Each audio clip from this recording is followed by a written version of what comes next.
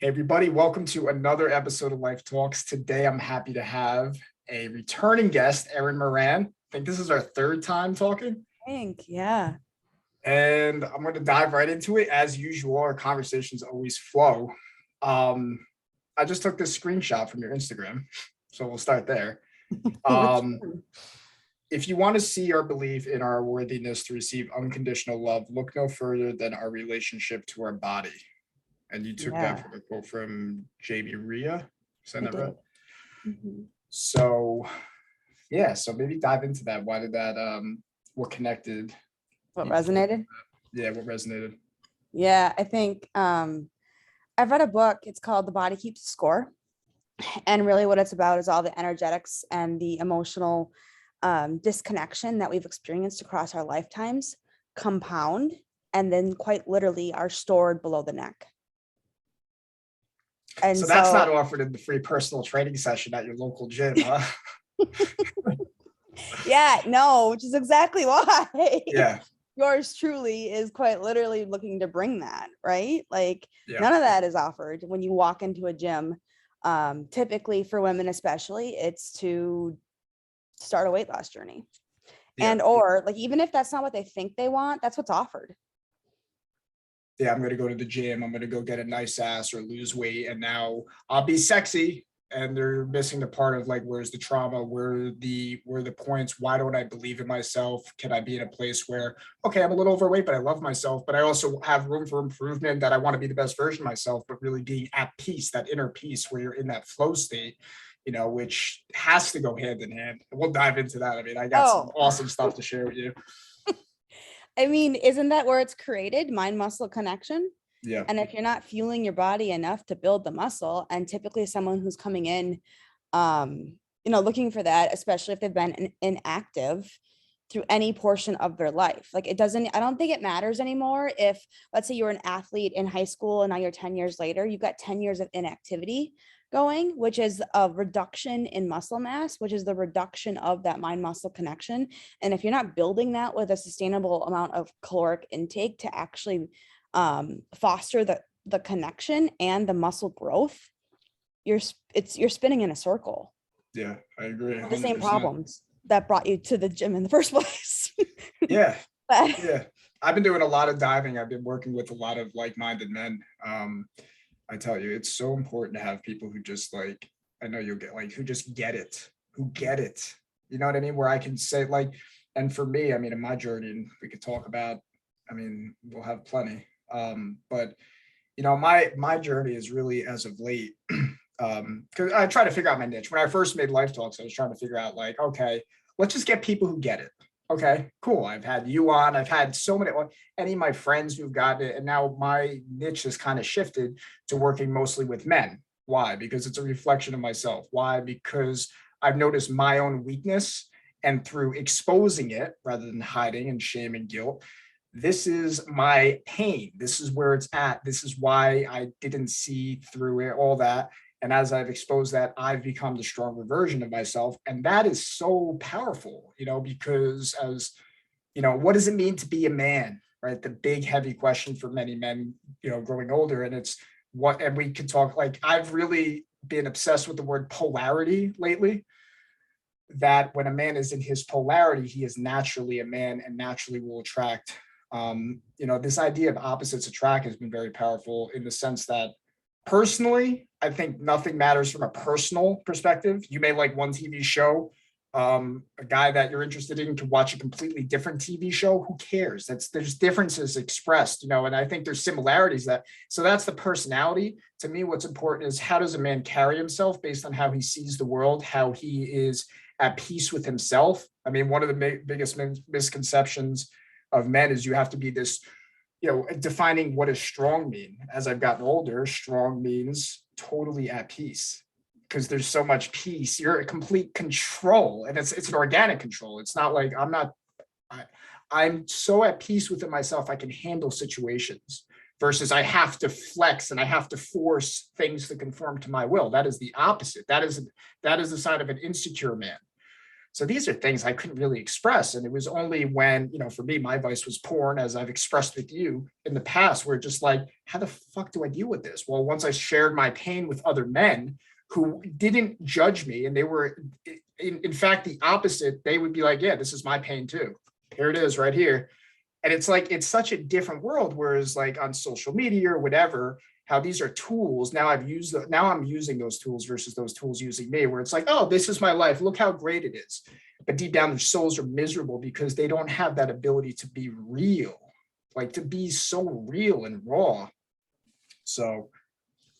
Yeah. And I think a lot of what I just heard you say, and I'll mirror it back just to make sure I understood correctly, but it's found like the relief of the pain is found in the connection with others. That's co-regulation 101, right? Like we can't exist on this island of independence. And a lot of people think that strong is just that.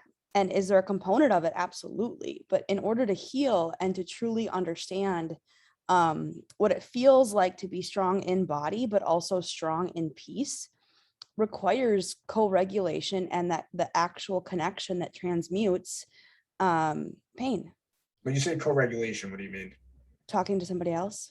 Like right now we're co-regulating. Correct. Yeah. This is co-regulation.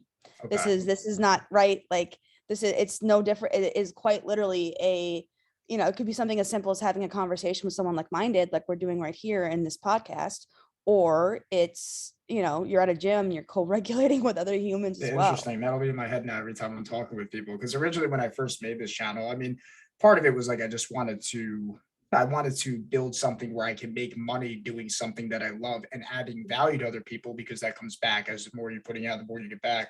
But I wanted a lot of followers. There was a piece, it wasn't fully there, but it was there.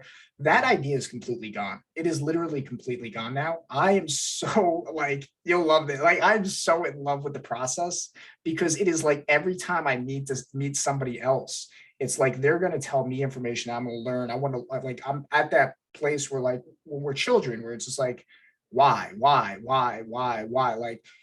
Like, I'll learn from a 9-year-old. I'll learn from a 90-year-old. I'll learn from someone who's Democrat, Republican, man, woman. And then I'm totally at peace with a place. What the fuck do I think? What is my truth as far as, and then how in line is it with the truth? That's something that for me, that's the spiritual, that's like the Christ consciousness for me. Like how much in line am I with the highest version of myself, right? So like I said earlier, it could be expressed differently, right? I might like chocolate, you might like vanilla. That doesn't matter. I'm liberal when it comes to that. Who cares? Live and let live.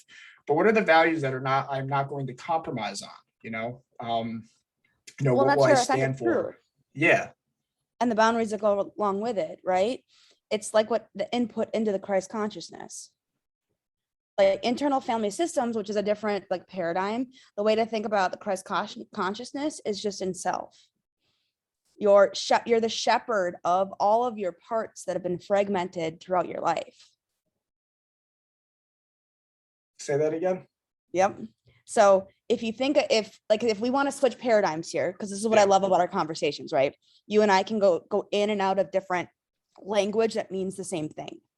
So when I hear Christ consciousness, wholly agree with it in the aspect of what it is intended to mean, but also in a modality called internal family systems, which is all about kind of like the components of our psyche and the brain. The Christ consciousness is capital S self. And that self is your flow state. Yes. Right. It's the runner's high. I like to think about it. Yes. Right. It is the end. It's, people like to say that runner's high is an endorphin. And I'm just like, no, that's accessing yourself, your highest wisdom. I can access that feeling without a fucking gym. Like and there's ways that I truly believe each of us can program it in our environment to access it without having to move the body. Obviously, moving the body makes it easier to feel it because you've trained the emotion, you train that state, right? It becomes a path in your brain, neuroplasticity takes off. And then it's also then related to or become what is known as self in internal family systems. And if you think about internal family systems as like a container for our psyche, And the way they describe this is self is the Christ consciousness. Then you've got managers and firefighters that come in and keep different parts of you protected. So there's what would be an the example whole, of that? Like the yeah, the police and the whole firefighters? framework of this modality. And I think, you know, since our last conversation, I've probably gone 13 feet deep in the framework of this, Yeah. right? So what's fascinating is that instead of having the you know, the devil on one shoulder and the angel on the other, and you're kind of doing the ping pong between your brain and trying to decide what voice to listen to, what internal family system says is that the self, or that Christ consciousness, is the shepherd of all other parts. And the other parts can be, are typically known as firefighters, managers, or exiles. And the exiles are, think of like the moments of disconnection you have in your life as a kid, or even no different than even in a relationship, right? Depending on how that ruptured and if there was any repair through it. If you think about a conversation or co-regulation like this as an exchange of energy, when that event is disconnected, it has the power to create an exile within our brain. And that exile is that a fragment of our human, and is then kind of put in a box and kept at that age. And then the way to think about this is that box lives somewhere in the body. Yeah, that's why right? you say, where do That's you feel that pain? That's your go-to. Yeah. I'm coming full circle for you already. Yeah. Already, my friend.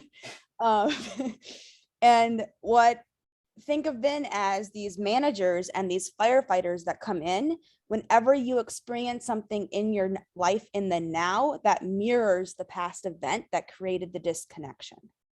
So a firefighter is going to come in and basically say, we'll attempt to put out the fire.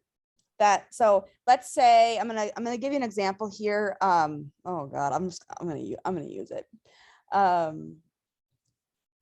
In January, I was on a date with a guy, and I have a very independent, strong corporate self, I guess is the best way to say it. And she has a very hard time receiving anything. Whether it be like when I've been out on dates with guys and I'd want to split the tab. And honestly, not only is that part of my strong, independent, self, but it's also we're gonna get into it today because I've grown in my beliefs. So I'm ready to disagree with you in a healthy way with a lot of stuff. So, but I can't wait. No, I can't wait. Yeah.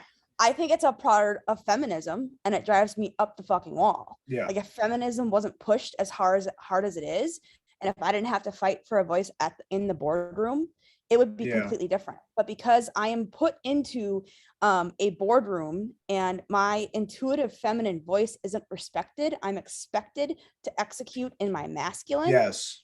And because of that, then how in the fuck are women supposed to go from feminine and nurturing with their husbands, and then back into the business world where we're truly not respected? Yeah. At all, for the true feminine nature of it.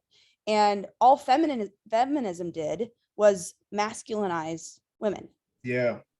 In my opinion. Oh, completely agree. We're not disagreeing that. I knew we wouldn't. Yeah. Yeah. So but go on with the tab thing. So how did that?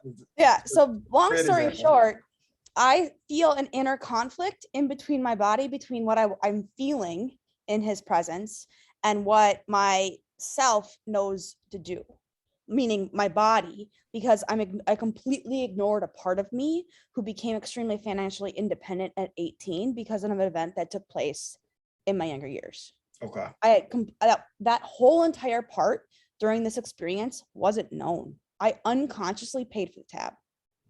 Unconsciously. It quite literally, my card went down first and it was over. What was his response? It was interesting. Didn't like that. Yeah. Like, no, didn't like it. Yeah. And at all. And it completely changed the whole vibe of the rest of the day. Yeah. It was understood why I did it, right? I didn't mean to disrespect him by any means. It was understood. But in the meet, like, he basically turned to me, had to go to the bathroom. He turned to me and said, I want to pay for this. Because we had two other couples with us.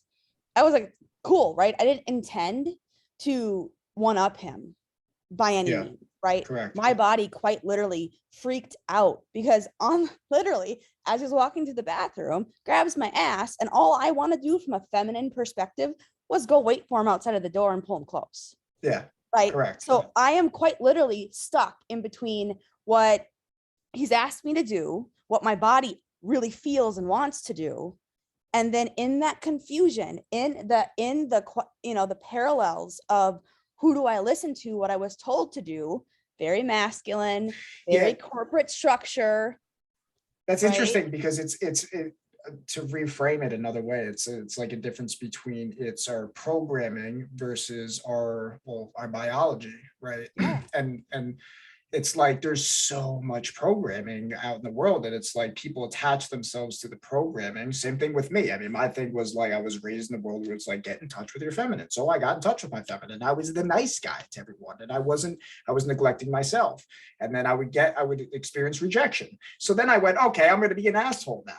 Okay, and I got a lot more attention because there was so much manipulation. It's because society would teach also women. It's like, oh, the bad boy. Well, there's certain aspects too. I mean, we could break that all down. It's like, well, I actually just recorded a video talking about the transition from the nice guy to the bad boy to the good man.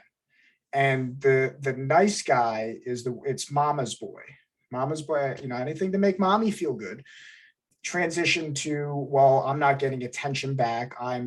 You're nice, but you get put into the friend zone enough. And it's like, okay, well, this obviously isn't working. I'm not getting a connection where I'm having a real connection. So then comes that pain. And it's like, no, I'm going to push everybody away and I'm going to do me. It's just about me now. I don't care. I don't need, it's still like this false self. And then get a lot more attention, but it's not sustaining. It's not fully real. It's almost like closing out your heart in a sense. And then it's like, I see a lot of women where it's like, well, I'm going to save him syndrome. I'm going to save him. I'm going to open his heart. But then there's that struggle. And now I'm at the place for me growing into, and there's still aspects of both there. But I think to your point, like the Christ consciousness, there's those blocks.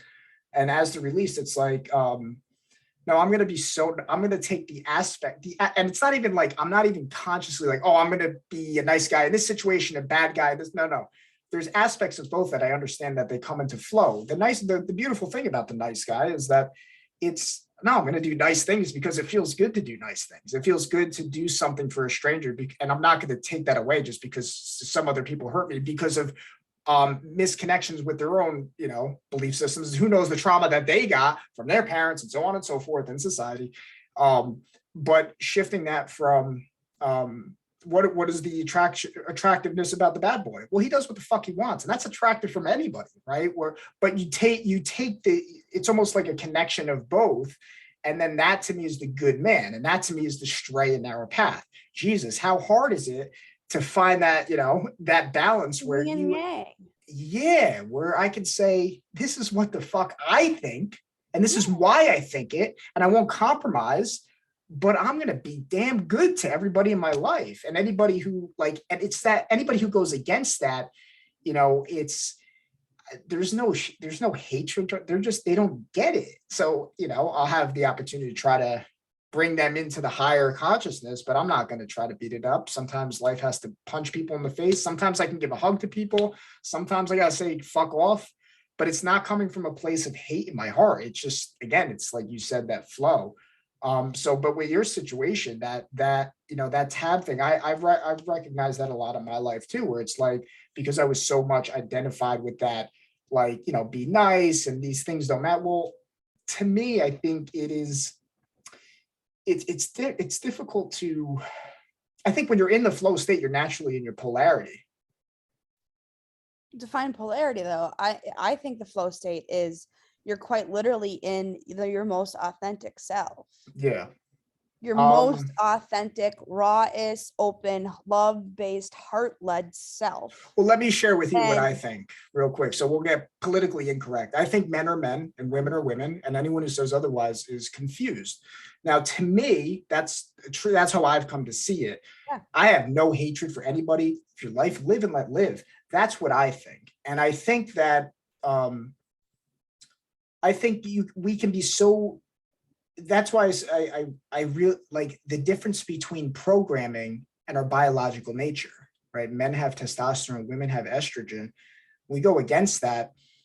It's not that we can't, it's why are we doing it? And what is our identity? What is the vision we have for ourselves? And I think a lot of the time it's a lot of it is societal, right? Like even as a man, I don't believe like, getting deep here. The in the same way that many men believe that they are women in our culture, I think a lot of men don't believe they're good enough men as they are. So to me, those are the same, that's the same issue. So a man trying to be something that he's not, in many ways is the same as a woman trying to be something that she's not. I think a lot of it seems to be the same struggle, right? The woman doesn't want to be seen as a slut, so she has to dress conservative. But if she's too conservative, like that's the balance for women. And then the same thing with men. It's expressed differently. But I think the core point that I'm trying to make is that with polarity specifically, is that there is a magnetism between the masculine and the feminine that is so powerful that when we tap into, that is the act of creation. So the more men are men, but not from a societal construct. I drive a truck, I have muscles.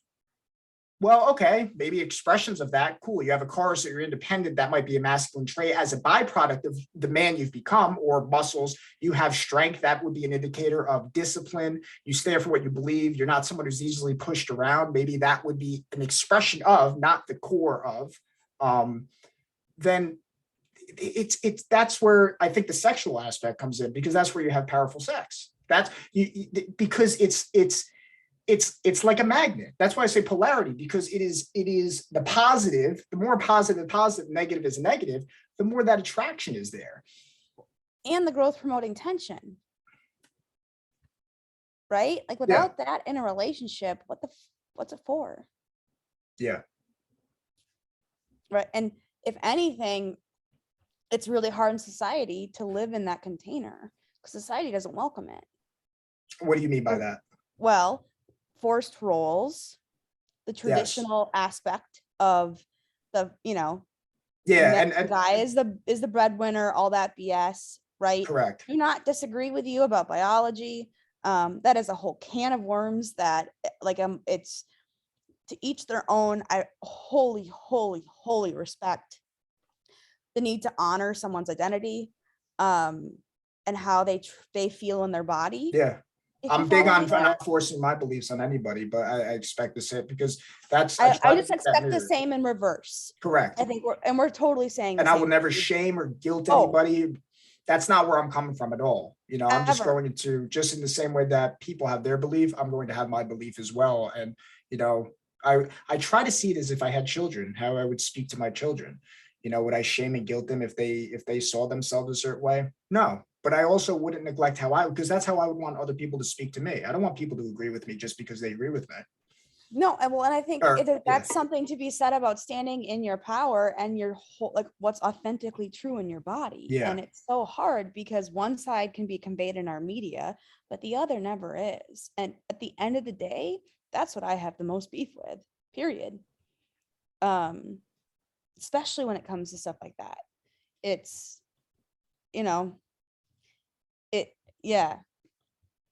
we're always saying the same thing. So I guess if we go back to polarity, I think your definition of that is standing in that grounded, well-balanced, like whole, either, depending on your gender, whole for you.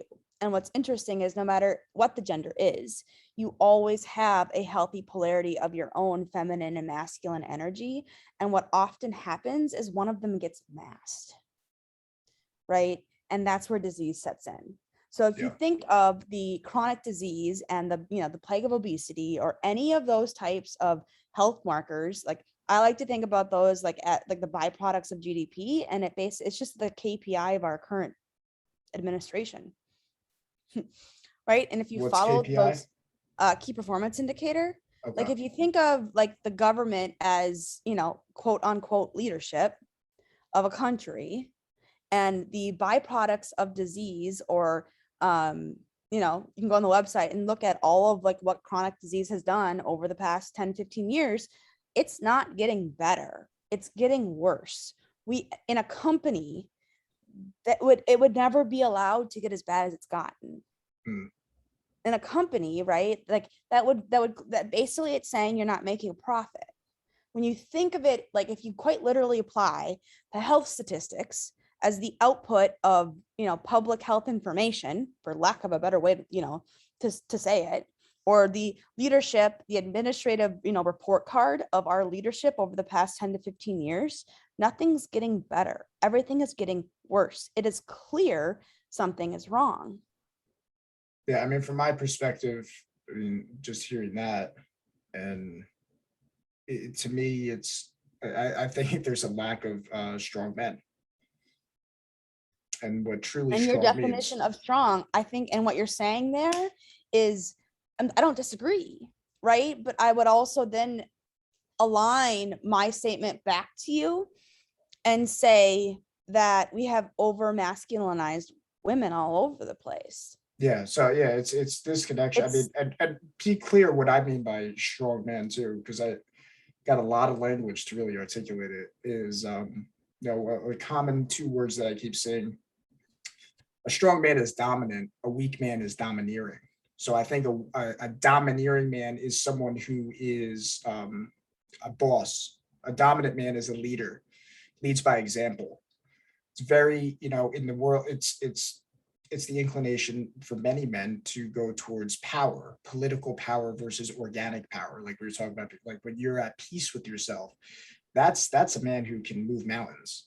That's a man who can build a company, and it's built off values, and it's not just built off making money at the exploitation of people. That's a rare quality, because it's like, again, it's how many people do you know, like, Mike, it's the output of the hero's journey. Yeah. And most people are stuck halfway through it in the dark night. Yeah, I love that. Society, I know, it's as so do good. I. As do I. I think we're supposed to go, I personally think we should be going through one at least annually. Like you're not that's a going good, let's dive into that, okay? Because we talk men and women. This is something that I've thought of, because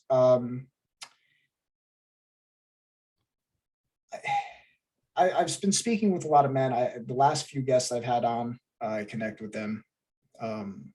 And we talk about our pain, but we also talk about what does it mean to be a strong man. And for me, this is my definition, and it's changing as I come to understand it, as my dog is chilling there.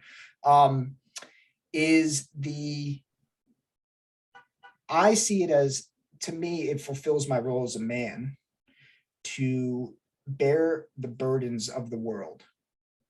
To, as you have said before, the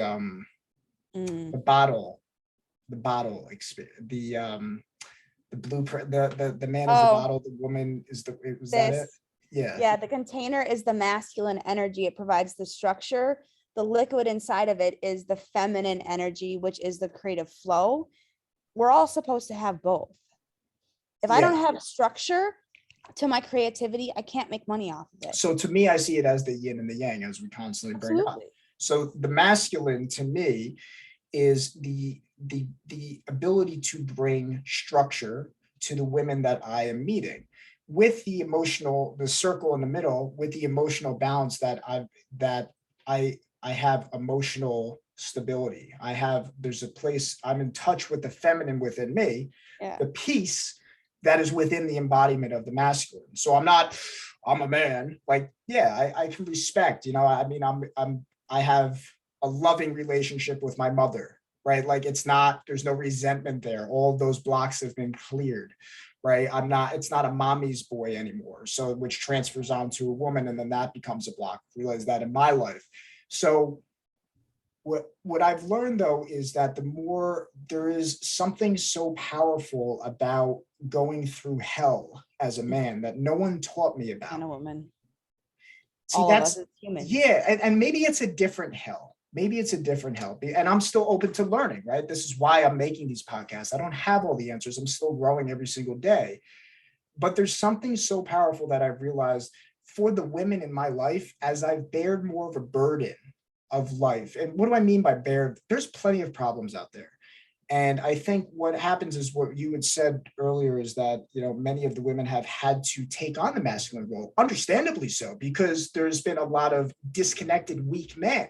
So now they're being put, if the feminine is not, for lack of a better word, appreciated, then they have to fulfill that masculine role in order to be heard, which goes, I think it goes against our nature. But the point being that, how do I, the more Intuition. burden I bear, the more free I feel as a man, because it allows me to create structure, allows a woman to be, I can breathe, because Jesus, there's so many people who are inconsistent, they're not disciplined. And the more I do these things that, you know, like we did a challenge for the past month where we do, one of the things that we would do is like 100 push-ups a day, 200 push-ups a day. And my mind says, I do not want to do 200 push-ups a day. But damn, I feel good after doing it for a month. So, See, and that's the same for my masculine, right? Like I get into the gym and I'm doing both. Like I feel ridiculously confident I'm in there and I'm loving it, but I'm also dancing on the gym floor to music in my feminine. yeah, Like it brings out both for me, which is yeah, beautiful. And that piece is the self, where you're blending both together at once, no matter what gender you are. That being said, in the context of a heterosexual relationship, you're going to take on a role. And typically in that role, the guy leads, right? And the woman follows in the flow of her emotion. yeah. And I think the key thing with the role is it's a byproduct of being, meaning that if the role becomes first, then I say, I don't vacuum the house. Let me tell you what Michael Bacchiotti does. Michael Bacchiotti vacuums the house, he cleans the dishes, and he cooks. I don't care. That doesn't affect me.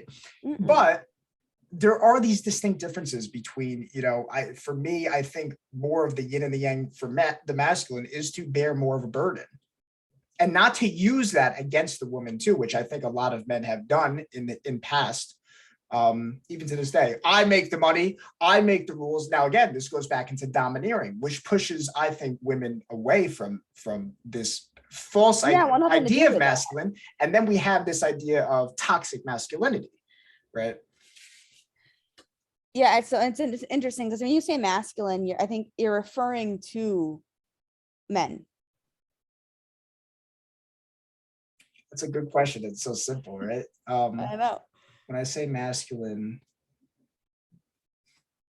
because this is the problem with words, right? I mean, absolutely, which is why I'm asking for context, because when I think of masculine, I'm in the energy, right? The energy container, that the yin and the yang of my energy as a woman still has a masculine component and a feminine. But what I'm trying to clearly articulate here is to understand when you say masculine in that statement, if you're referring to the masculine gender and their primary role in a heterosexual relationship with a woman, because it's two completely separate things. Say it one more time.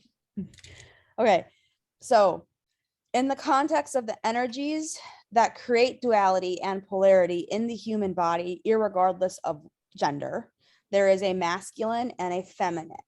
And when I refer to the glass bottle and the liquid inside of it, that's what I'm talking about, right? That masculine energy has a ton of structure. It allows me to post on social media through my feminine creativity that created the post, right? The masculine provides the structure to actually post it and receive an income.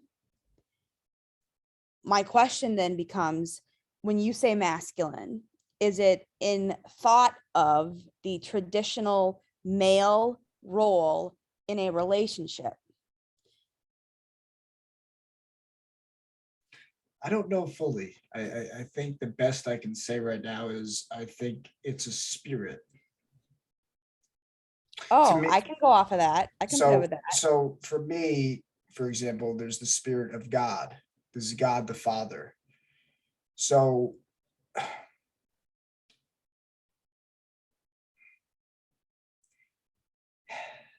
it is,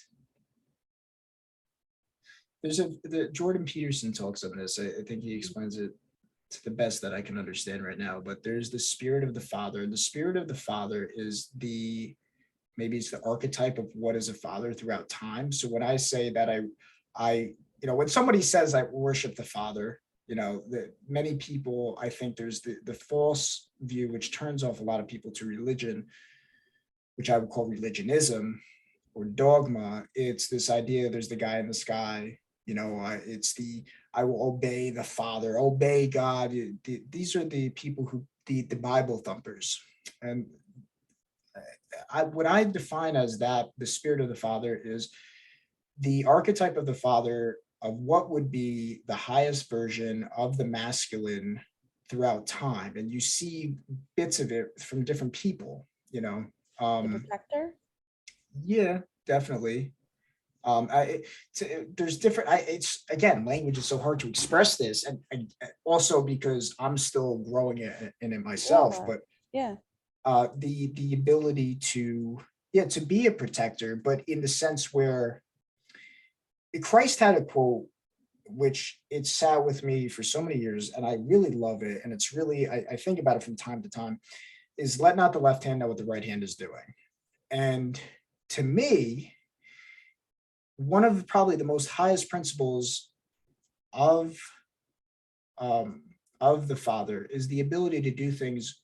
The way I read that is the to not think about what you're doing before you're doing it. We're taught in our culture, you better think before you do. And I think it's a certain truth in it, right? Like, I think it's a process. If I'm trying to be a basketball player, I need to think about how I'm going to do things. But at a certain point, I'm no longer thinking in the flow. No, it's just routine and right. It's habit, and you're in the flow and you're letting your body be. Yeah. And when you play that into all aspects of life, specifically, one of the things I want to dive into is relationships and the differences between men and women, which has been so difficult to articulate. One of the complaints you often hear is he just wants sex, right? This is one of the big things that I want to dive into and talk about a lot more, because it is sex can be a destructive force or a creative force. And in our culture, I see a destructive force more so than a creative force, specifically with Hollywood and these false ideals that we have around it. The reason I bring that up is because, to me, it is so rare to be at a place where, like, you don't know what a person's thinking, but when you're in your state of being, there's a sense of there's nothing, I'm not going to get something out of something. And what's ironic about it, this is where there's so much power in this. The more you are, I'm not trying to get something, the more likely you are to get it. It's so powerful. So in other words, if I'm hungry, law of attraction. If I go out on a date and I go, I want this girl, I want to sleep with her. You can exude that. Girls run away from that. And much as the same can go the other way. The more I'm at a place where I don't need it, but I'm not even thinking about it. It's just, I am so in being. I'm excited to meet somebody else, but that's so hard in our culture because we are so taught, well, what do I get out of it in our culture? And it bleeds into all aspects of life. So tying this back to the original point, one of the aspect of the Father is getting to the masculine, is where the true masculine, the true feminine, is being in a place where like nothing else, you are a man without even thinking about in your head, am I being a man here? That's the best way I can describe it. And the same thing for a woman. You just know it when you see it. Yeah, you're talking about the embodied energy in the core of who we are. Like, it's almost like you're going into the core divine masculine. Yes. That's what you're talking about. And it's that embodied wholeness that happens when the masculine and feminine energies are whole and connected and operating as one inside of each of the gender roles. I'm with that. Yeah. Yeah. I'm with that. Because I think the way I would identify as very feminine core right? So that means like in that relationship container, I want to be in that feminine and bring that feminine out with somebody. Yeah. And Now- typically in the relationships that have that growth promoting tension and the polarity between those two roles, irregardless of gender, it will naturally flow in that way. The feminine body will be able to trust his leadership Yes. because they just know. Yeah. And Yeah, that's it's a knowingness versus knowing. It's a know. It is a knowing. Yeah. I can't describe. It's not a magnetism. It is a calm, peace knowing that you can just follow, and you're not trying to overpower that feminine being inside. The body just knows. And when I'm allowed in a way, aka not told what to do, I can be that that force, if you will, that energetic Yes. force of being in that container. The challenges, the breakdown in the communication between those two bodies occur when I'm told what to do. Mm-hmm. I don't need to be told what to do. Correct. Yeah. Like my body in that container is going to know what to do. That goes back into those two words that have really connected with me, is the domineering versus dominant. To me, a dominant man is saying, this is what the fuck I want. This is why I want it. They're going here. That is like, it's interesting because in my communication back, I would always ask what you think. I would share what I feel. Yeah, I think that's a good topic too, right? The thinking versus the feeling. See, to me, that's another aspect of the feminine and the masculine. Absolutely. And in the container that we're now describing in that relationship, if you're thinking whole authentic growth promoting tension, soulmate type level stuff, which means you're in a higher energetic realm, right? When you get into some of that stuff, it's much easier to communicate clearly if you use the feel. If I use the feeling, but I ask what is thought. What do you mean by that? It will naturally drop a guy into his body. Break that down a little more. So I'm learning now. I'm in learning mode. This is society fucks us up, specifically women with this. Yeah, totally fucks us all up in this. It makes it utterly confusing. But the clearest communication I've had with a member of the opposite sex is when I speak from how my body feels with them, but I ask them what they think. Interesting. And what I've noticed is it creates safety, and he's able to drop down into his feminine and and basically also leverage the structure of his provider masculine and meet me. This is deep. This is deep for me to digest here. Did you expect anything else with me? No. Okay. That's good.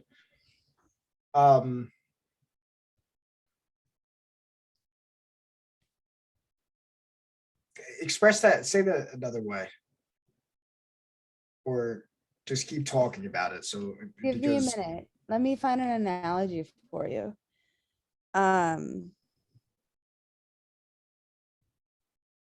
If my words can describe how my body is being and feeling in your presence.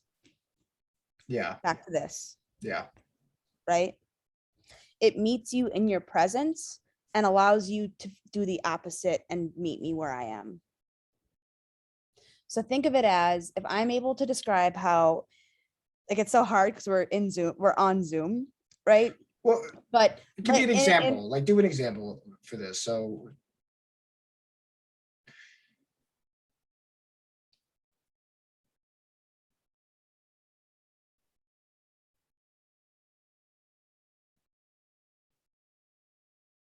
you want like an example statement of it, and it's so hard, right? Yeah. It's so hard. Because I don't feel it now. So you're asking me to override something in my body. Yeah. And it's in the fleet of the moment for a woman. That's how the feminine works. It's in the fleet of a moment. And it's also why it's Let me try to, okay, so could it be stated when a woman is in a state where she is felt to be vulnerable, she can ask what somebody else thinks of the opposite sex? No, I mean similar, but similar. Let me give it to you in this framework. If I am in the positive of a positive and negative relationship, okay?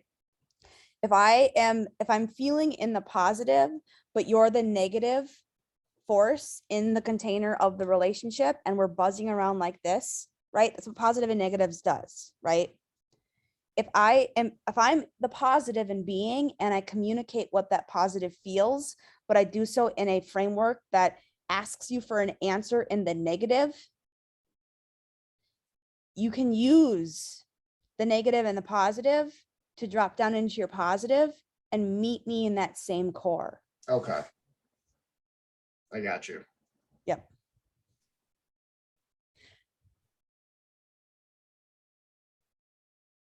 Yeah. I mean, you could almost go so far as to say that as wholly respecting the like the core of a feminine and masculine relationship.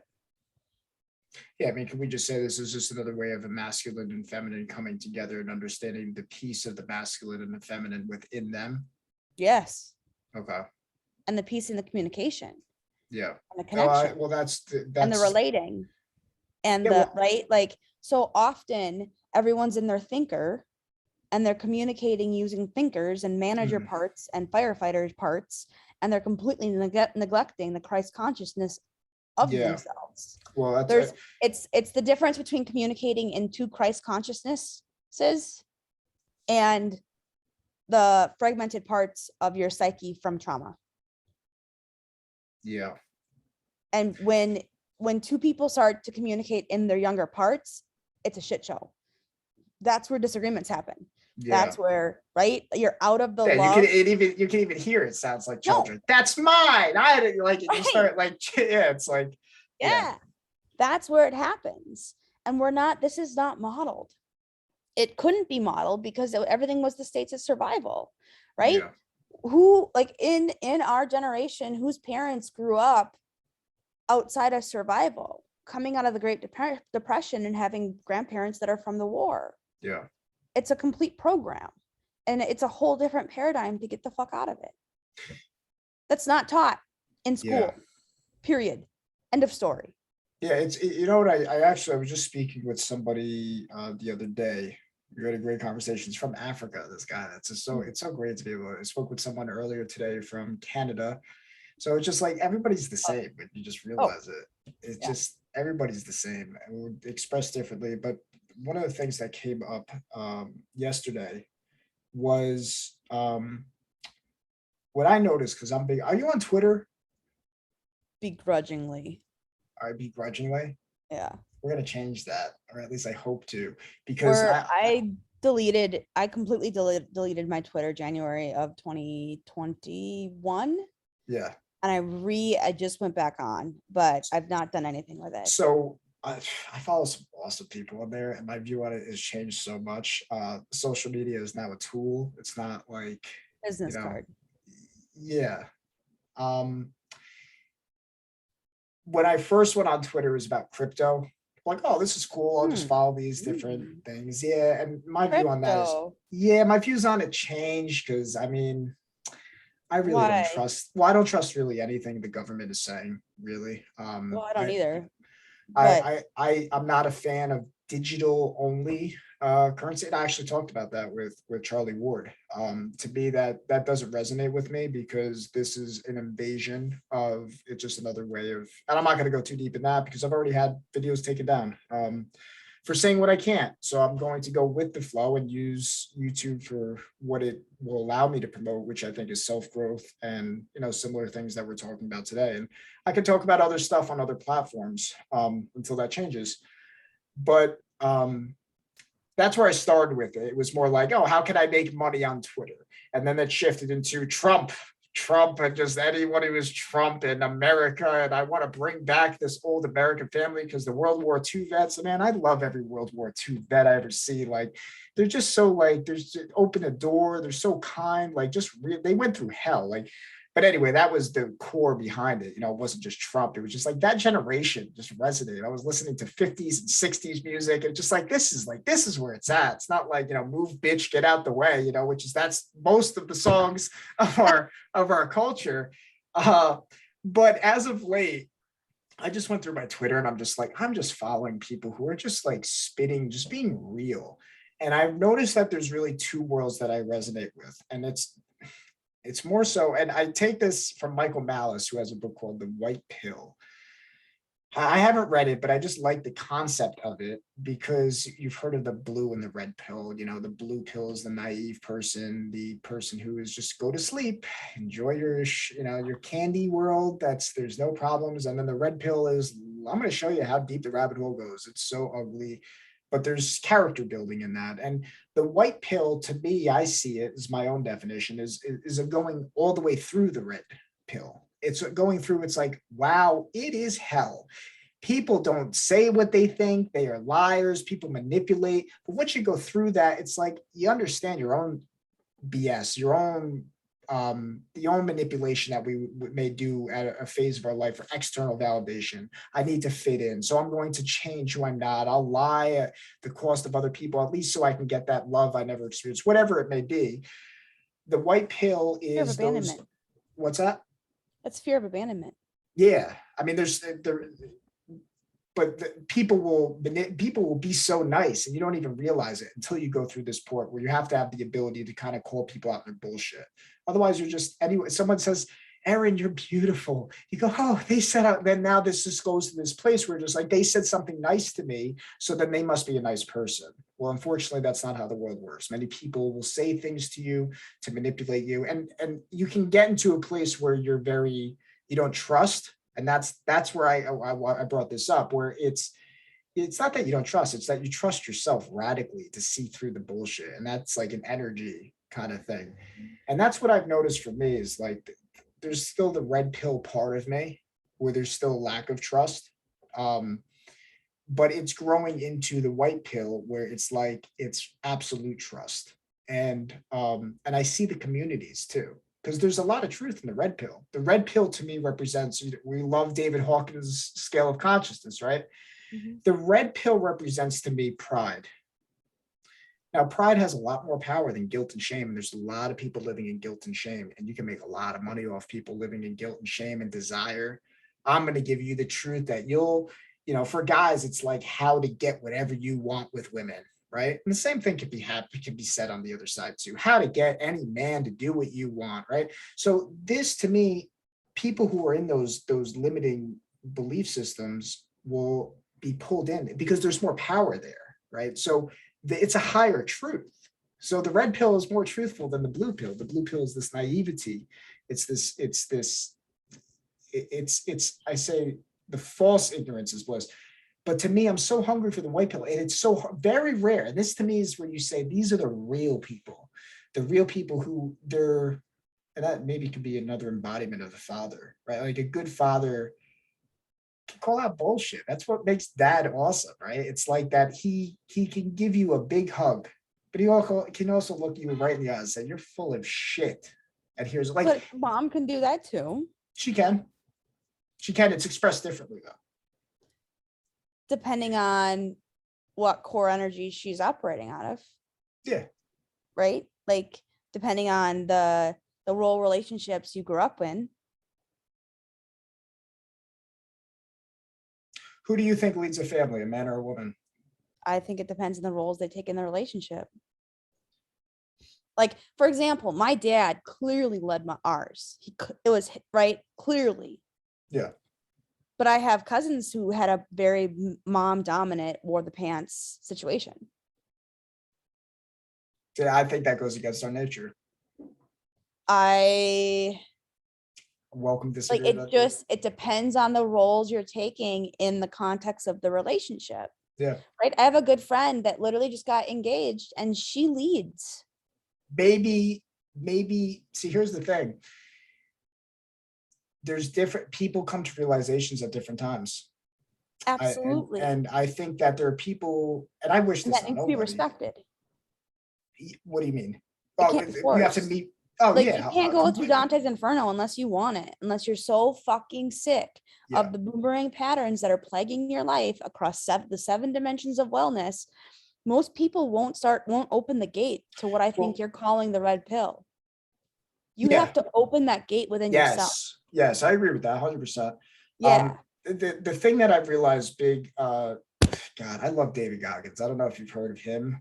Oh my God, I'll send you some stuff from him after this, but he he uh he what do I want to say here? He lost my train of thought.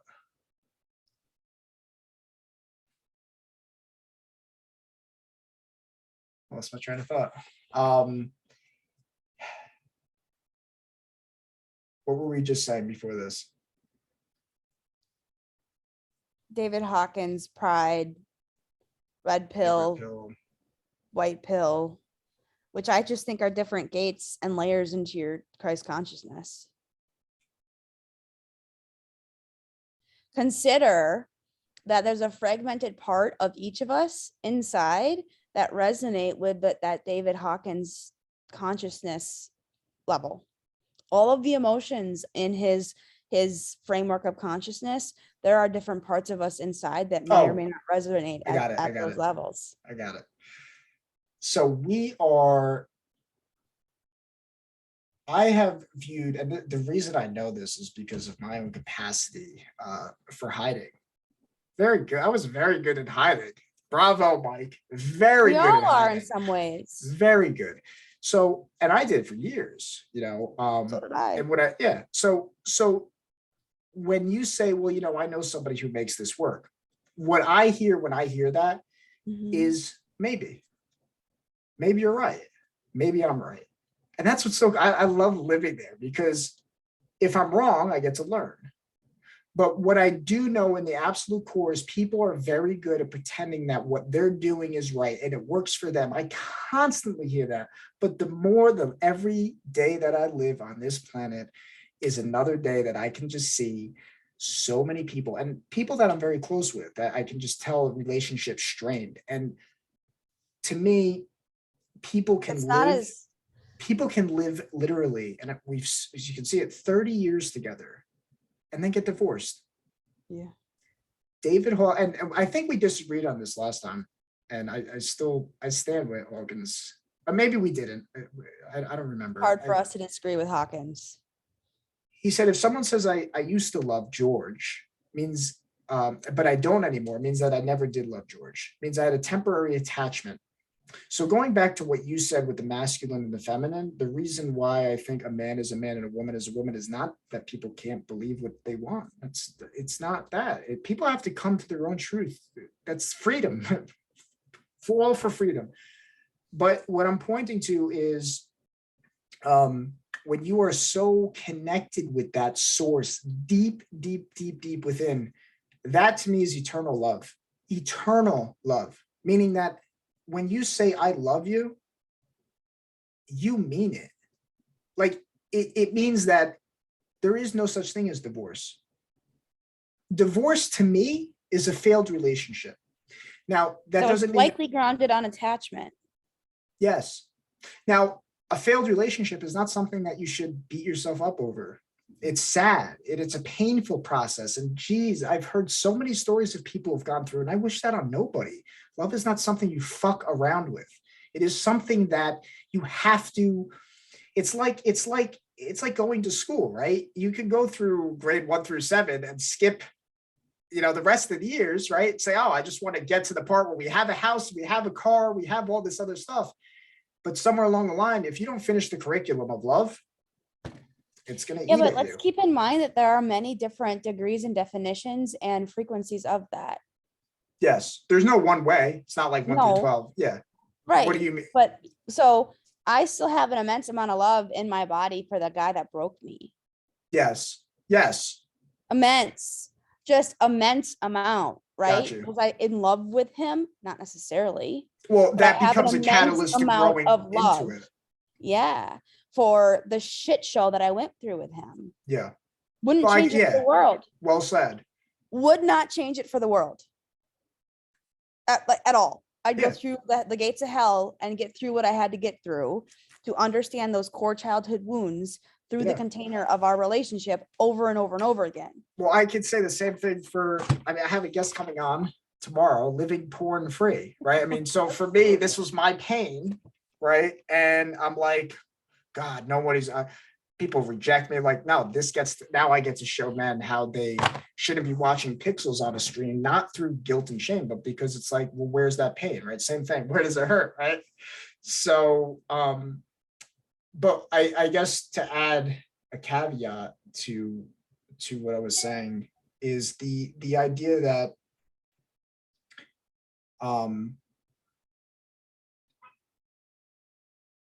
I guess it just is clearly defined what love is and really understand that it is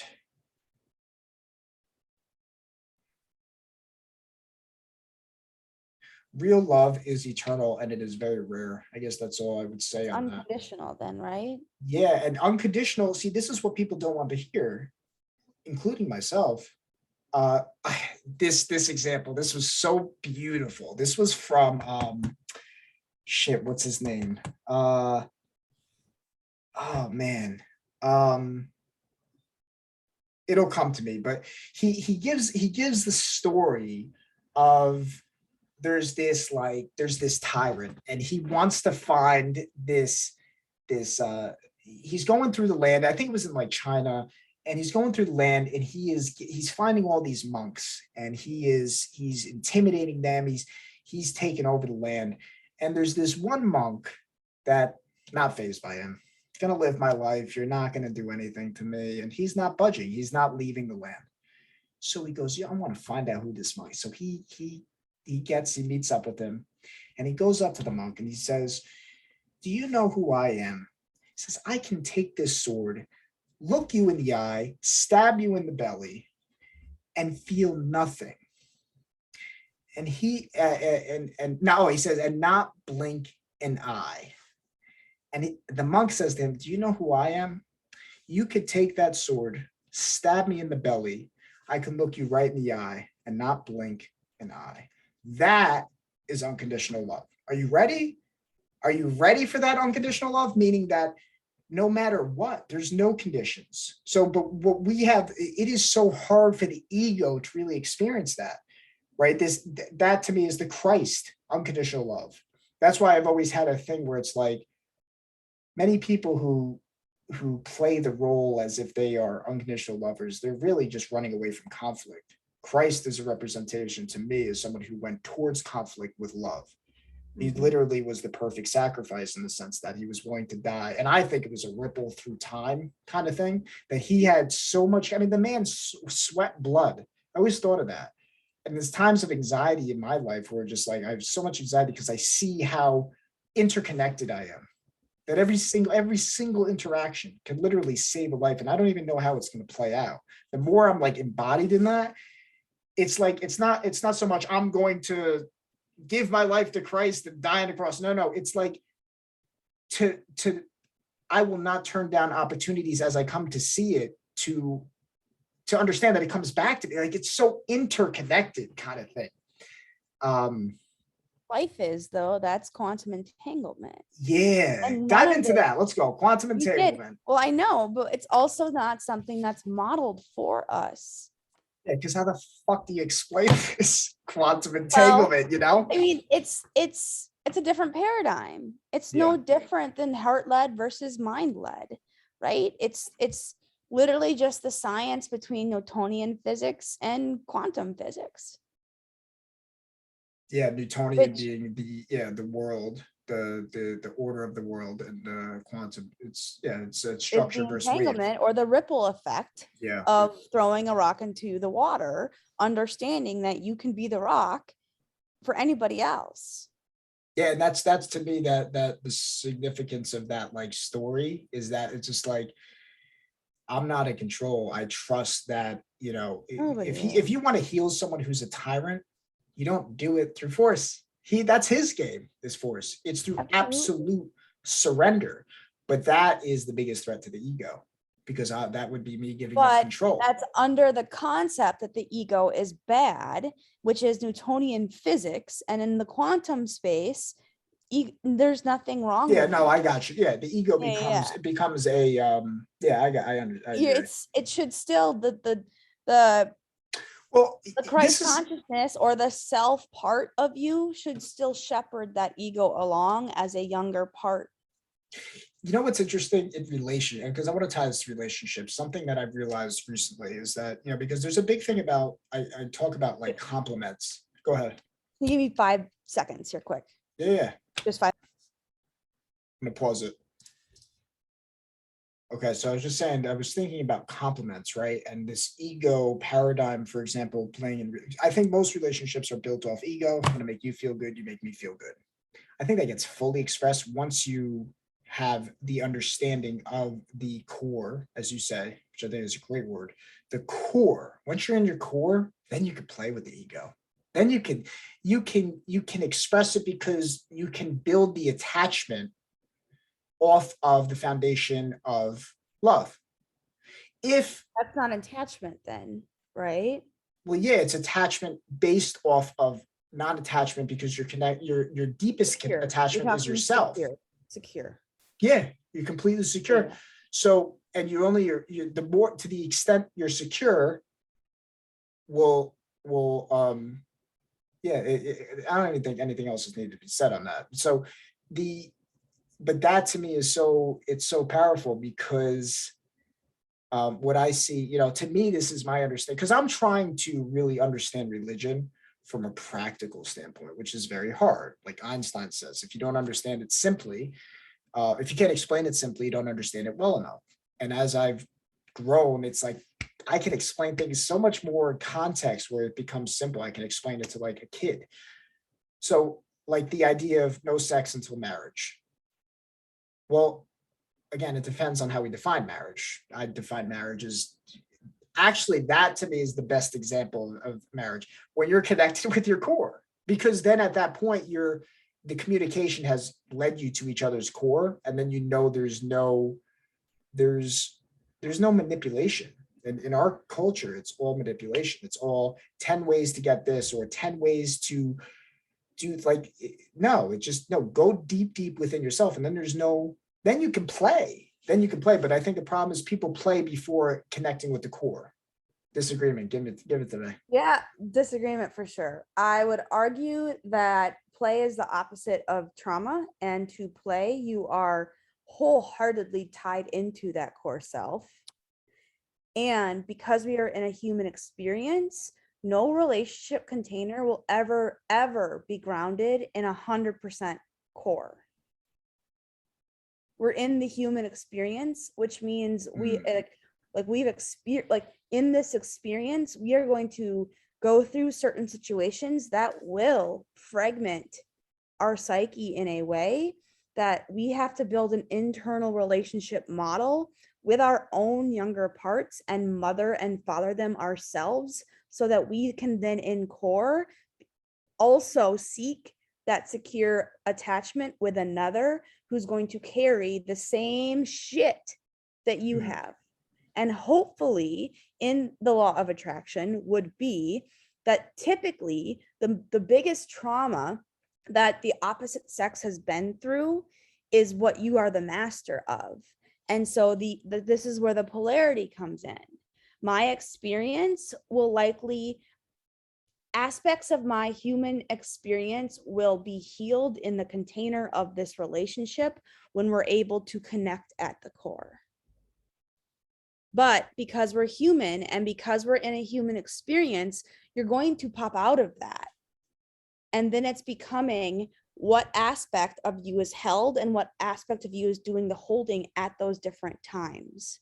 And each role will take on the holding or the one being held throughout the whole container of that quote unquote marriage. I would love nothing more than to be so grounded in a relationship where you are this is where I think in the core. This is where I think the masculine and the feminine come in, because I think that Both people switch I in think the human experience. what do you mean switch? So there will be predominantly the core masculine will do the containing, Yes. right? But there will be moments where the feminine, the core feminine, in our conversation, it's in a heterosexual relationship. There will Yeah. be moments when she will do the nurturing, which is then Yes. providing the container for his Got you. emotion. Got you. Yeah, you know what's funny? I talked about this with the other men because we were having a conversation, in the Bible, and I'm going to keep bringing up the Bible because that's who the fuck I am. The iron sharpens iron. I love that quote because to me, that's strong men make other men strong. And we were talking about basically, I mean, I guess you can refer that to as the aspect of the feminine is that when men are going through difficult times, real brotherhood is the ability for me to lead on my brothers and say, I'm going through a lot of shit right now. I need help. Absolutely, but you should also be able to seek that support and that nurturing in the feminine This is partner. where I think we have some disagreement. And the reason for that is I think there is a time and a place, but I think well, this is the point that I'm making, I think ties into it. I think in order for me to feel in alignment, and I feel it is like I was saying before, when I was going through the burdens, like because one thing that I was lacking, it was over feminine. So I always felt my feelings like if I felt sad or whatever, mommy was there to fix that.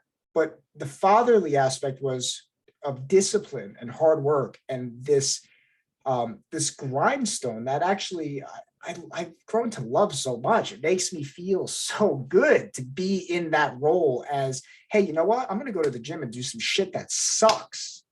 That feels so good afterwards. But if I'm going just by feelings before the workout, I don't want to go. And if I honored those feelings, which to me were lies of, and again, these words, a lot of the problems is semantics, right?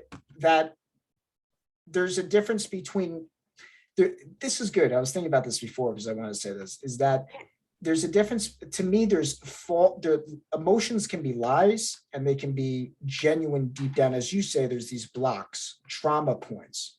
So when you identify those, you overcome them through understanding and love. Through allowing them to come up. But I also think there's bullshit lies where it's like, I don't want to do this today. What if that's a protective part that was created in a different experience that is sharing that part's truth?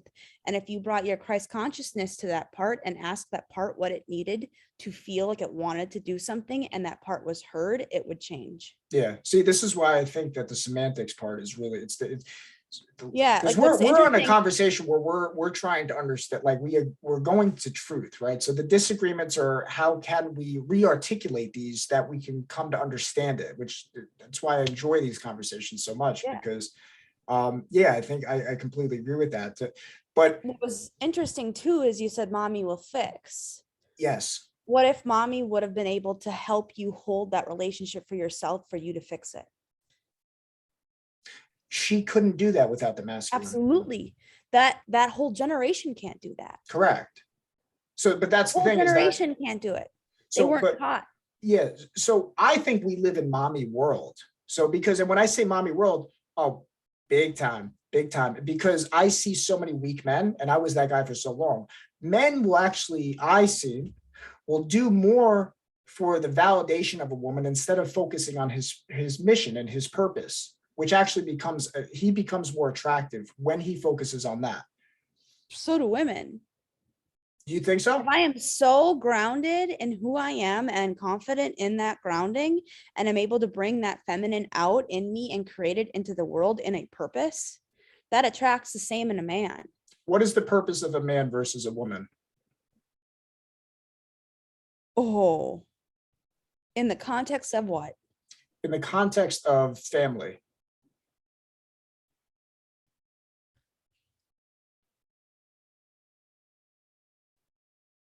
it depends on the role of each and the unit in that family. It depends on the agreed upon role that each man and woman discusses in the container. You can't define that with a broad brush. I agree. At all. But I think one of the problems in our culture is that there's this, we spoke about feminism before. I think if we're as a culture pushing men and women to compete with each other in the workplace, and understandably so, what you had said at the beginning of the conversation, there's a lot of, there's ignorance on both ends. It is not.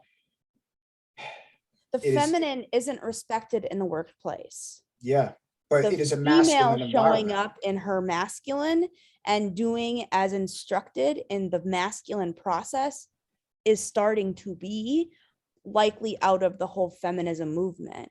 That wasn't, I don't think it was the intent of it though. Which I think it ties into family too. Society. So we've had a culture that has been so focused on, it's the me generation, that we've lost the idea of the next generation. It's about the me generation. And I think it gets connected with family, which is why a couple of guests I've had on is they're talking about what it is to be a father. And, you know, I'll speak from as a man, it's like the expectations, let's say, of society is that a man is supposed to provide, protect, and do all these things. And this is society. This is how I was raised. And this is like this whole thing. To me, it's a conflicting thing. If I don't have my, and I think you nailed it by saying it's like, you have to define it, right? But if there's no guideline for other men to teach men how to define that guideline, then ultimately he has to slip into the feminine role of, oh, I'll just do whatever she wants. And I think for me, that's where this toxic masculinity thing has crept into my own life, right? I can only speak from my own experience, but the world taught me that to be masculine is to overpower woman. And this is why I use that words as dominant versus domineering, and the bad boy and the nice guys. Because when I was a nice guy paradigm, I got walked all over. Well, I got walked all over. I had no real sexual relationships. I had no real attraction. Then I went into bad boy, got a lot more attraction, but it wasn't real. It was from broken women in a sense, much of the time, you know, but there was aspects of it. There were pieces of both that I would get certain pieces. I wanted all of it. I wanted to be holy, right? Rather than fragmented, right? Because if you're in just pieces of it. So, and as I've come into that now, it is to be whole is and there's pieces of this conversation. Of the parts. Yes. There's pieces. Yeah. Yeah. Like you're blending both aspects of yourself, whether it was in your words, the mommy's boy, or in your words, again, the bad boy. Yeah. They're all just different parts of you. Correct. Neither of them are wrong or bad. No, but I think, but they're bad in the sense, and I think this is where the semantics, right? Bad in the sense of disintegration is not a good thing. It is not good for anybody. Yeah. That's correct. City.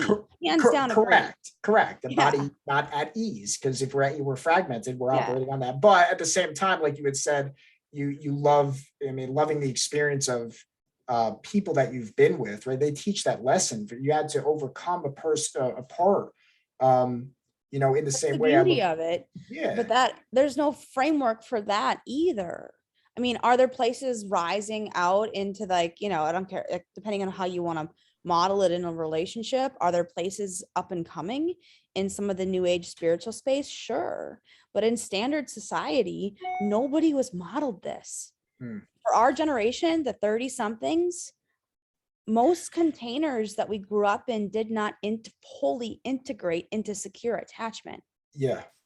They were all founded and grounded and raised in a mindset of scarcity. Yes. Yeah, instead of thriving. Completely different than what we know versus power now. Absolutely. And even in like Maslow's hierarchy, you have survival at the bottom, food, sex, shelter. And then as you move up, it's relationships. And then the top is, the enlightened self.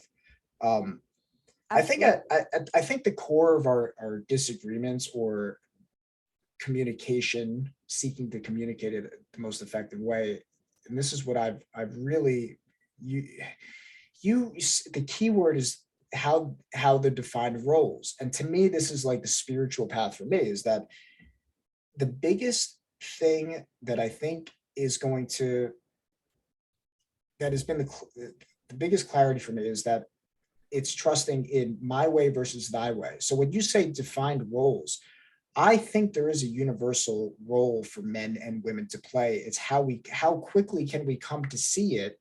And this is why I said originally that there's values versus personality, and personality is going to be expressed differently. But values, I think that they are eternal, and there's a foundation that they have to be built upon. And if they're not built upon, then we suffer.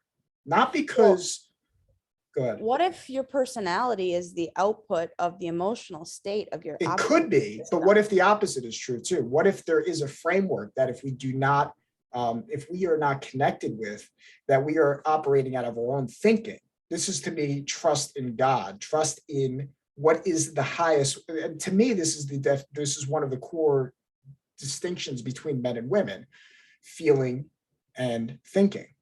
The logos represents, to me, the man, and the woman represents the emotion. So as you say, the feminine and the masculine. That's the core of Correct. that universal relationship, is exactly what you just defined. Yeah. So for me, for example, my relationship, and I speak about this the same way with my girlfriend, and it's hard to articulate, because I hear what you're saying too. I really do. Because it's funny. More recently, like I said, I've been speaking with guys who are fathers. And because I think one of the problems, which I see in the Red Pill Society, is many of the people in the Red Pill Society, they do not have children. And I think this is something that I've tried to, with the porn addiction and all that, I've shifted, like, these little thoughts that I think about, like, that's someone's daughter. That's someone's daughter.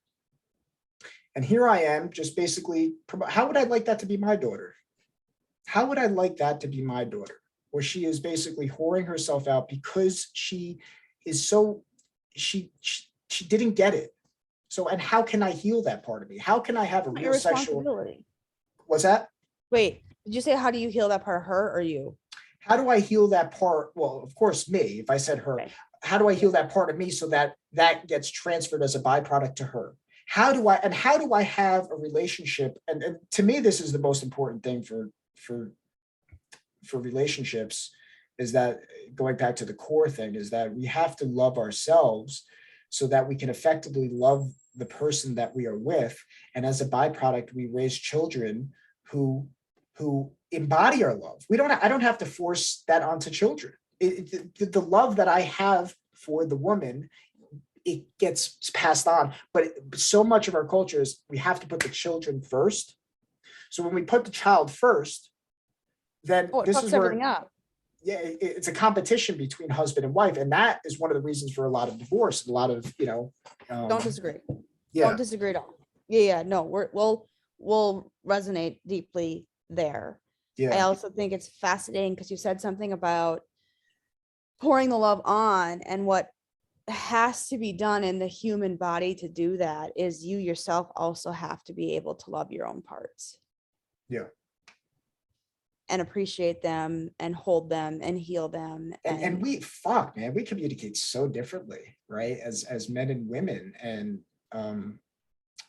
there's that book, Men Are From Mars, Women Are From Venus. Yeah.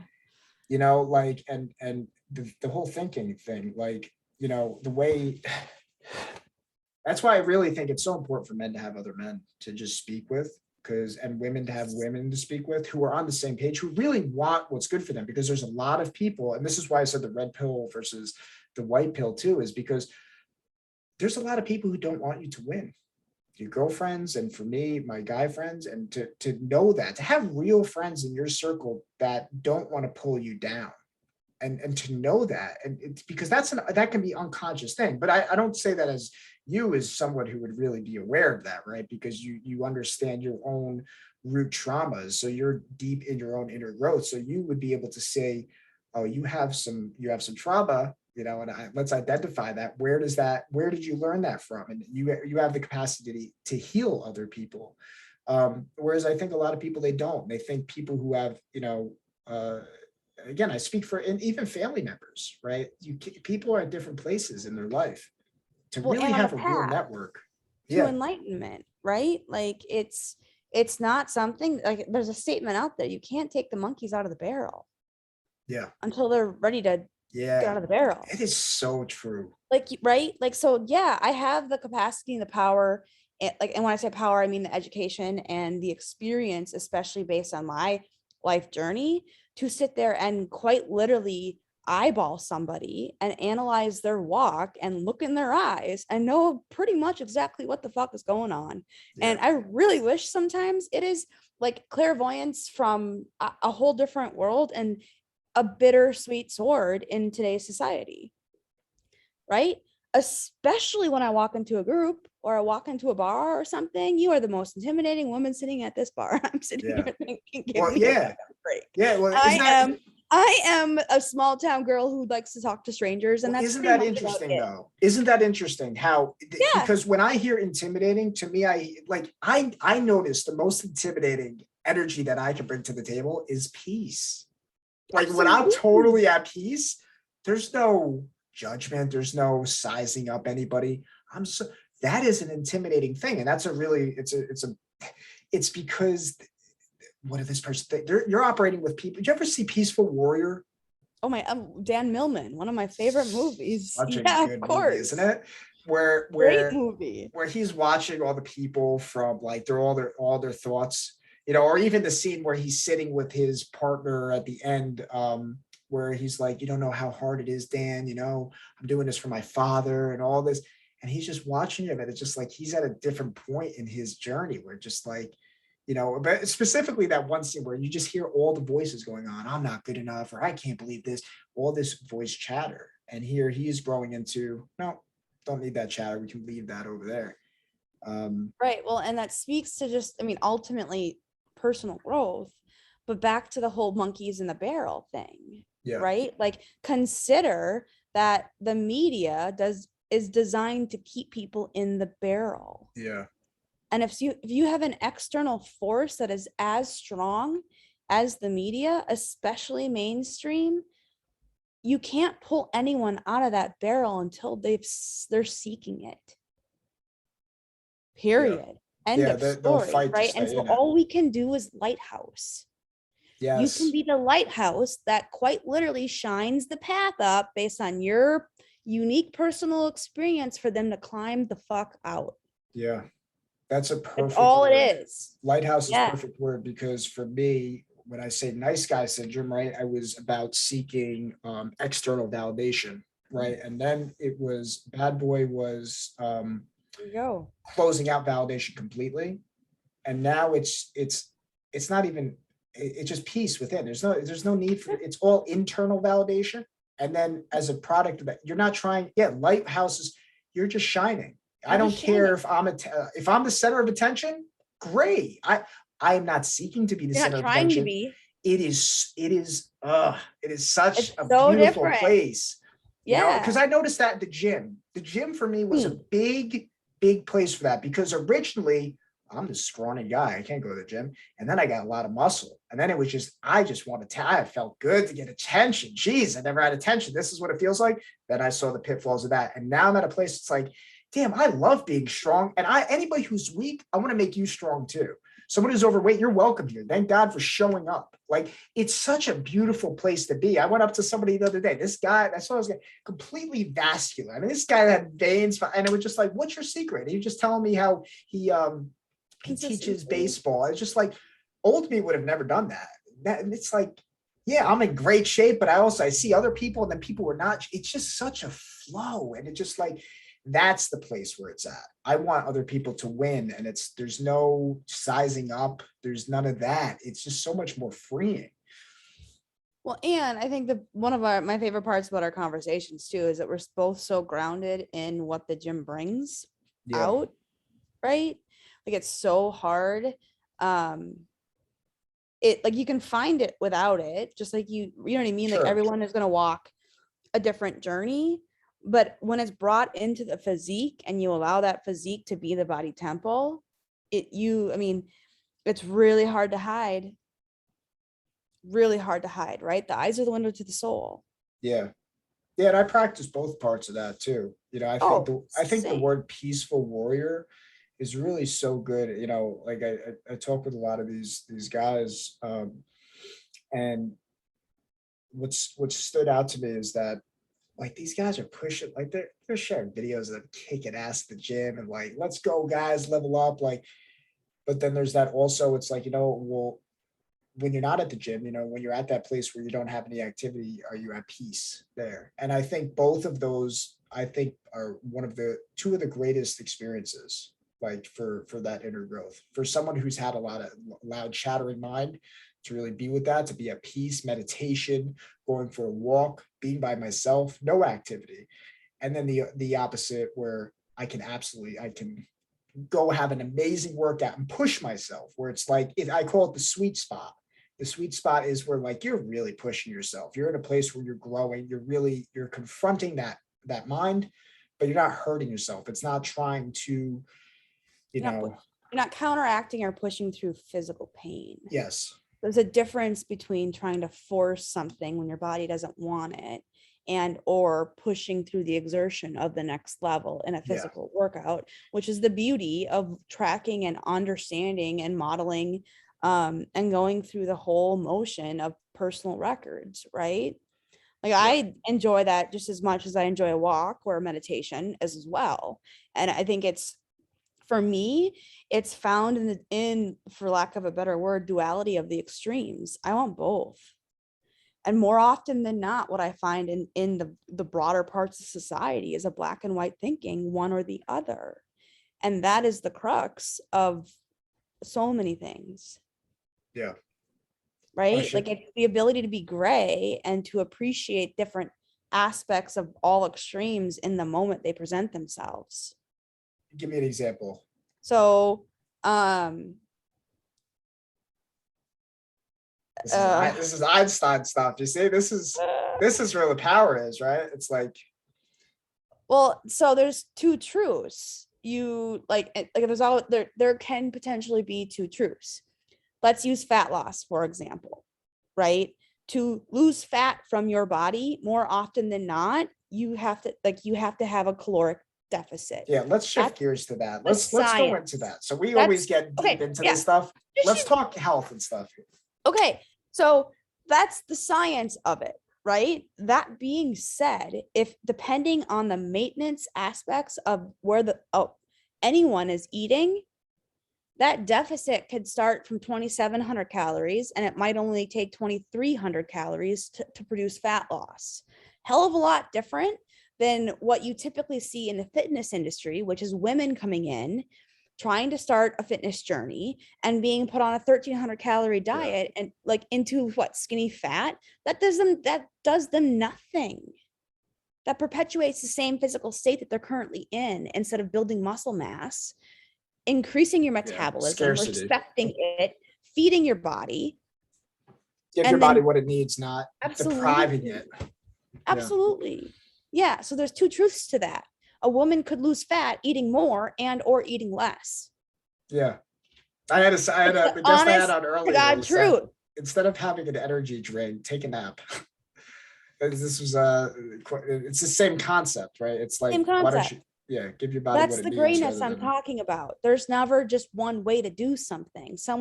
Depending on my physical state and my journey, I might be ready to do a strict caloric deficit if I have a muscle mass on my body that supports it. If not, and they're nutrient deficient, it's time for a reverse diet. Where do you find that in the traditional aspects of anywhere in the fitness industry? I'm talking at Globo gyms where the majority of people are going to start, right? I'm not talking the athleticism of someone like you or I, where we've been in a gym, for over 2 decades and understand the concepts of it, right? When I first entered this, when I took myself and completely transformed my body in under 2 years, they weren't approaching me as the athlete I was. Yeah. And that is, someone in the barrel begging to get the fuck out of it, but the majority of the knowledge or the education presented to the outer boundaries of the barrel are one singular truth: move more, eat less. BS, complete BS. Yeah. That's a black and white dynamic. Yeah. That's the black and white dynamic coming out of the mindset of scarcity. And leveraging, if you really want to go biblical on this, I absolutely will, leveraging the apple that was eaten in the garden, the apple of knowledge. Yeah. Instead of our own innate bodily wisdom, which is it enters you. Yeah, become external that force and that knowledge power versus and internal wisdom, which is through experience, Yeah, which basically correct. states then that wisdom and life experience is a hell of a lot greater than over educationalized college degrees. Yeah. Spot on. Yeah, yeah. I mean, I have all the answers, Erin. Oh, you just follow my plan and you'll figure it out. Versus, this is what worked for me. Does it work for you? And you can spot it. Allowing The the universe differences to bring those people in for you. Yeah. So when you're creating through that source, there's resonance that calls people in. I mean, universal law, there are like 12 of them at least. That's what society should be run off of if you really want to go down that path. Yeah. Maybe we can go into two things. I mean, one is I usually do this at the end, but do it now. I mean, is there any projects that you're working on, or specifically like your website, or what's going on? How is Erin helping other people? Yeah, so I'm in the middle of a new launch that basically will predominantly start to focus with women ready to start a fitness journey. And what that means is, will I eventually niche out into all sexes? Absolutely. Similar to you, I'm going to start in a landscape of helping, I don't want to say it this way, but I will, the couch potato to gym rat, right? What does it take to actually get there that's over and above just going to a gym? Because more often than not, it's created outside of it. And that's what a fitness trainer can't necessarily help you with, right? I'm not the bodybuilder. I am the bodybuilder, but I'm not the personal trainer. I'm the coach that helps them understand why they've been stuck. Yeah. Using that the gets container. To the understanding of it. Yeah, like it's not go to the gym. It's going, I want to get you hungry to go to the gym, because it's like you're going to feel alive. That's not something you can get from, here's your free fitness evaluation walking into a gym, the dreaded, which I had to do. And I really hated that, but I think there's an aspect that I was avoiding at the time, not to go too far off, but the sales vision. Life is sales. And at that point, I didn't fully believe and I didn't believe because I couldn't articulate it, right? These deep truths that I now understand.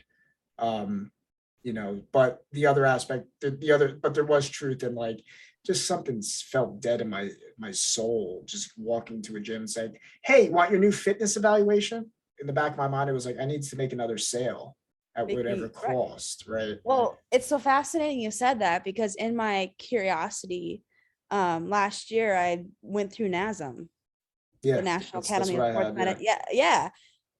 Over 50% of that book is all sales shit. Yeah. You know how, like, imagine like someone who's been in the gym for over 20 years, understands proper form, how it all works. It's quite literally taking her body from no mind muscle connection to tons of it, right? And this is what they're teaching fitness trainers. I was blood boiling livid. All of a sudden, light bulb goes off. Of course, this is what I was presented with for 20 years while I was trying to get myself out of the barrel, could see the light, knew what it felt like, but couldn't find anyone to actually help me get up the rungs of it, right? So now it's my job and my purpose to go create those rungs. Follow? Yeah. For others. That's service. Yeah. That's living in abundance and a deep knowing that experience will pay dividends for others. Yeah, your experience is what pays the dividends. That's not the left hand, even know the right hand. That's what's so cool. I'm growing into that place where just like now it's like that's why I love these conversations as well. It's like, and specifically like all these I tell every guest that I have, it just, there's no, I don't plan any of this. I'm just speaking off my experience. There's no, oh, so tell me the next interview question. There's none of that. It's so much better, especially starting, yeah. Yeah. And in the same way, that's ultimately through your experience, it just becomes that. But yeah, with NASM too, I was doing NASM, and I remember I had the belief it was just like, I can't download all of this information. And it's just like, I'm not good enough because I can't memorize all of these things. And how could I sell to people if I don't know every single thing in NASM? And it was like, I knew more than NASM. None of it was value added. Yeah. Yeah. As did I. I got in great shape from my own experience. And instead of sharing that, I had this belief system. You said it perfect, apple the tree, right? It's like, oh, well, you have to have this title in order to do that. And it's like, no, all I had to do is believe in what worked for me. And instead, there's a lot of instead of and I knew what I couldn't do and what I could do. And specifically the area that not to go too far into it, but I didn't like working with injuries. That's what was my strong point. My strong point was like people who were similar to myself, who were, skinny, or even I was comfortable with working with people who were overweight, who were hungry for it too. And that was something that, going back into it, moving forward, should I work with people in the fitness industry? I want to be with people who are hungry. Because not because I can't. That's just the definition of your ideal client, and I would argue that everyone does. Yeah. In our own respective niche. But I was working with people who just felt they would pay and it would just go away, instead of just saying, I don't want your money. I don't want you just give me your money. Model of the fitness industry that you worked for. Yeah. And not you as Mike Bacchioni. Correct. That was the forced upon model that even no different than what corporate America does. Yeah. It's a forced upon hierarchical pyramid model. Yeah. Yeah, and the ironic part goes back into the paradox of truth. When you're not focused on the money, you actually get more money. It's crazy. It's so stupidly simple because you're so focused on the value that you bring to other people that it's through your own experience, because you want people to feel what you felt through your own experience, that in and of itself, I mean, you'll kill it. You'll make so much money doing it. You want to provide people a clear path to the steps that got you out of your own Dante's Inferno. Yeah. Yep. And naturally, you will attract the people who are hungry for it. Yeah. When you're so grounded into the transformed core of what you found, and you're speaking from that truth. Yeah. It's like I learned more from a college dropout than I did any therapist. Yeah. Right? Because there was some part of this college dropout story that I could resonate with, and he wasn't afraid to be human, unlike the professionals that typically can't be human back. And there's no connection. And without connection at the deepest core of our humans, there is no safety. And if there's no safety, there is no trauma transmutation. Yeah. Yeah. Well said. I mean, that's similar to why I didn't really speak to anybody for a long time with my shit, because you never felt safe. Because I see, well, by speaking with, and I think majorities, that's it's my responsibility to really get into a place where, I can trust, right? Because at the end of the day, you have to make the leap, right? You have to get to that place where, if you don't trust anybody ever, that's a me problem, where you have to pull the trigger at some time. But what I would definitely notice is there's a lot of, there's this idea that, trusting authority just because of authority. No, it's integrous authority. An integrous authority is not, there's no label to it. It doesn't have to be a priest. It can be a friend. It can be a brother, or anybody. The person who has the there it is. I love that word. And integrity, I think, Hawkins talks about muscle testing, right?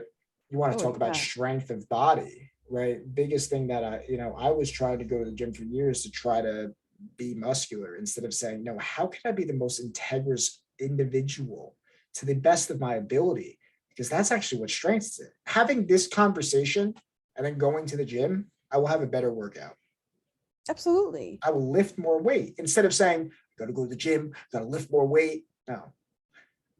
Because this conversation to me is an integrous conversation. We're willing to talk about whatever in order to, maybe someone else will see this podcast and they say, you know what? That's me. That's Well, me. And right. these people are speaking my language because they're not trying to put on a show. It's just they're trying to understand truths. Well, and consider that the energetic framework of our conversation is already placing you in a very aligned to your core environment. So when you get into the gym, you're already, for lack of a better word, warmed up. Yeah. It won't take you 10 and 15 minutes to access what we crave in the gym, typically meaning endorphins. You've already set that stage for your body in the container of this relationship, right? Of the relationship that we're, in terms of our conversation right here. Yeah.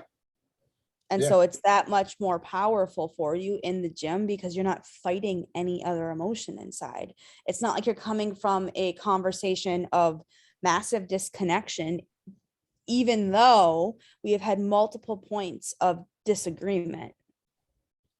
But Yeah. because we're respecting that disagreement with a framework of abundance instead of scarcity, or gray thinking instead of black and white thinking, it's a completely different feeling inside. Yeah. Yeah. It's not, there's no shame or guilt. I'm right, you're wrong. No. It's yeah. Well, that's why I also said, because I also, when I hear my truth, I mean, that's, to me, that's the biggest growth for me, is my truth versus thy truth. And David Hawkins talked about this specifically. Trust in, you always hear thy kingdom come, right? So it is not my kingdom come, because Mike's kingdom might not, it might not be inclusive to a lot of other people, but I do think that there's a code of how we operate. Thy way. This is thy way, not my way. Because my way, I'm going to keep, right now I say thy way, but I'm going to go out into the world and I'm going to hit bumps in the wall because I was going my way. I wasn't going thy way. And thy way is, to me, the two most important commandments, which Christ basically cut out through all the bullshit of the 10 commandments. Not to say that they're bullshit, but it's simple. Love God with all your strength and all your heart and all your might. Love your neighbor as yourself. To love God is to go into that core, that intuition, learn to really love that, your own navigation system, because it's going to save you in ways that radical trust. And I think the two is the byproduct of the first. As you love that, you can't help but see your neighbor as yourself and treat them as yourself. And so in that paradigm, then would you agree that in purpose it's given? In purpose it's given? Yeah. Meaning consider that in our, whatever is my truth or whatever is your truth, there's a purpose behind that experience to serve others. Yes. And it's given. You feel the itch because it's inside your body and it's given. Yes. And so there's no reason to guilt yourself for a porn addiction. Oh yeah. Because that is part of a path. We're past that. Yeah, we're past that. That you've now completely gotten out of and used for the better. Yeah. Yeah. It's really cool too. The cool thing, I was just speaking, the last one I did with this guy, Kala, and I gave him a compliment. And I said, you know what I love about you, Kala, is that you have the ability to just wear your shit on your sleeve. Like I was saying, everybody you just wear it, but it becomes a tool. It's not a victim. It's not a poor me, because you can do a whole, special, oh, look how bad, because I see that a lot. People will wear their pain for that attention. But they're also not in a space where they can consciously understand that they're in the victim mode. Yes. I would argue that if they could get there, they wouldn't be. Correct. That's David Hawkins. If they could be better, they would. So it's not, again, it's not a judgment. But the ability to do it's so, what's so cool about it, this was Peaceful Warrior too. It's not about, I might be off a little bit with the quote, but it's not about vulnerability or invulnerability. It's absolute vulnerability. Something off that. The key is the last part, absolute vulnerability. And what that means is I can say that, I can share my pain, and I get to see who's real and who's not. So to me, it becomes a tool to say, this is my pain. Everybody has to go through pain. To me, that's the core of we're born into sin. We're born into an ignorant world, that we learn these programs of ignorance, and then we make mistakes, and that's how we grow. So everybody's got pain, and it's so cool. I get to see. I love when people judge me now, because I don't love the judgment. It doesn't feel good, but it becomes an indicator to go, oh, okay. If they're still in judgment, then it's my navigation to see, okay. There will always be haters. Yes. For every reaction, there's an opposing, equal, opposite reaction. The stronger you expand, the stronger the conflicting, gremlins are going to be pulling at your feet. Yeah, that's the other part that's crazy. Like It's real. Yeah, because I've noticed too, it recently, it's real. like, a lot louder. Oh yeah, oh yeah, you're on the path now. Just wait, because now the voice comes up, because there's test gets bigger. Yeah. And stronger, and each devil gets even crazier. Yeah. And every new level, there's a new level, new devil. Every new level of consciousness that you start to explore, you are going to get through a devil. And it will meet you right after one of the biggest expansions of your life. Yeah. And then there's massive contraction, and then you work the same path back in over and over and over and over again. Yeah. And that's, unfortunately, that is the path that isn't normalized for the majority of society. Yeah. And so they get stuck spinning around the same devil instead of actually catapulting and conquering. Yeah. Yeah. And when things start to repeat, that's what's going on. Yeah. And sometimes it takes storms for most people to get through it, myself included. Yeah. Where can people find you, Erin? What do you got right now? Your website?